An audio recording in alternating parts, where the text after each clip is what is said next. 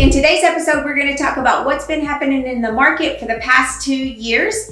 Things that you probably never hear in the news cycle, you're going to hear from us today. Let me just say hello to everyone and thanks for turning into our YouTube channel. I am Joanna Horton. This is my business partner, Joe Marriott, and together we run Marriott Wealth Advisors here in the heart of Hot Springs Village. Joe, anytime I turn on the news, I hear things like the stock market is plummeting. People are concerned about interest rates, inflation, just a number of things that invoke worry and anxious feelings inside of our everyday investors. And here in the village, we try not to get caught up in those things, but it's hard not to anytime you turn on the news when it's thrown out there at you. I know for the past 2 years, you've done a great job of keeping our investors in the market, in their seats, and just calming their nerves. And so I wanted to talk to you today about the last 2 years and the market mayhem story that we hear from the news, and just get your thoughts on that. And so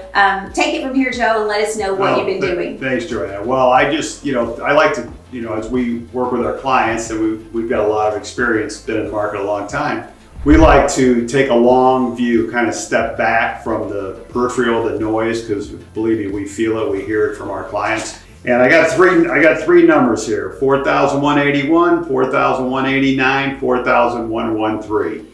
What that represents is the S&P 500 2 years ago was at 4,181. A year ago it was at 4,189. And it has a close of business last night on May 2nd, 4,113. Now, no doubt, market's done this, it's done that, it's done this, and it's done that. It's been as low as 3,570 approximately, and obviously it was higher before this time.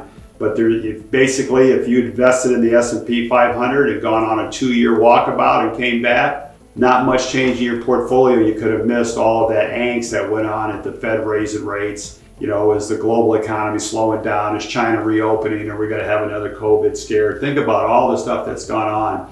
And basically the S&P 500 over the last 2 years, not a significant overall change, but in between, yes. And that's why it's important to plan. That's what we talk about with our clients all the time. It's also important not to take your living expenses out of the stock market, that you have that plan so you can enjoy your life, because that's what retirement's all about. And to take that long view. And the way we help clients invest in the market is we believe in diversification. Don't have all your eggs in one basket. We believe in asset allocation. That means having some of your money in stocks, some of your money in bonds, or we call it fixed income, and also cash that you can spend and not worry about what happens in between while you're trying to meet your goals. And that's how we go about helping kind of keep a perspective, because when you look at those three numbers, not a lot of change, but there's been a lot of nervousness that's gone on in the news. And so we're happy to be here. If you got any questions, please think about it and give us a call.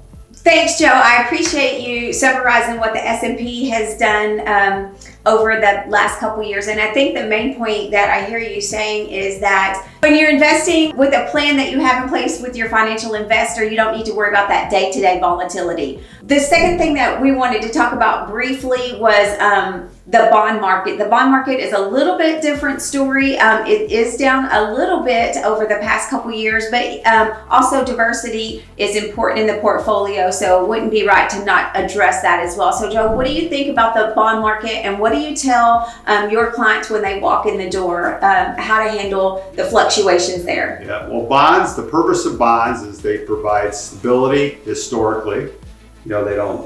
You can count on them, and they provide income. Obviously, what's happened over the last couple of years, and especially this past year, is the Federal Reserve has raised interest rates. And as they raise interest rates, price of your bonds will go down. And the good news about that is we don't like our bond prices going down, but new bonds and new CDs, as people are seeing, are paying much better income. Whereas a couple of years ago, it was paltry. Now it's reasonable rates of return. So that's a positive. And the other thing I'll remind people, if you own individual bonds, the good news, it's reported on your statement as if you were going to sell today. So if interest rates have gone up, obviously the price on your statement has gone down. So it appears that you may have a loss, but if you do hold to maturity, that value will come back. So the key thing in understanding about bonds or in fixed income is that it's primarily for stability and for income, and let it work out. because if the Fed starts to cut rates a little bit as the year goes on or next year, like some of the experts think, obviously interest rates come down, the price of bonds will go back up. So I would tell people not to worry a whole lot about bonds. It'll just stay in high quality ones, obviously, and understand your risk. And that's what we help people understand here at Marriott Wealth Advisors, mFORCE.